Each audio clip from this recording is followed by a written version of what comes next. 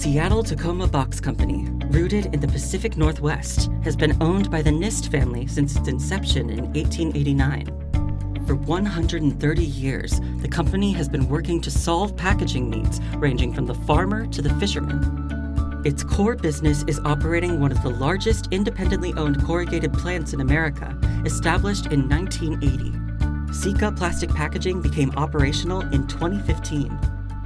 The opportunity to help reduce the number of wax cartons going to landfills and provide a more reliable package for customers while offering a lightweight shipping package is one of the main reasons behind SeaCa's drive to produce packaging that offers sustainability benefits. ExxonMobil supply chain collaboration has been key to developing solutions that offer sustainability benefits. ExxonMobil and SeaCa Plastic Packaging collaborated and developed a copolymer resin specifically for the company's product and manufacturing needs. An additional homopolymer material was also proposed. Both these milestones in 2022 were crucial to operating an efficient extrusion process and continuing to manufacture a quality product for SeaCa's customers.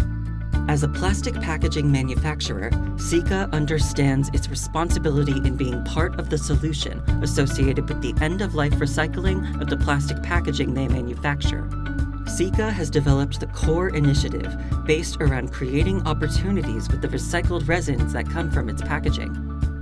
ExxonMobil assisted the company with formulation expertise in reaching its goal of collecting 25% post-consumer resin from its closed-loop recycling program and incorporating the recycled content into new packaging. By being a part of the supply chain solution, ExxonMobil has helped SeaCa Plastic Packaging deliver innovative solutions to the market that offer sustainability benefits.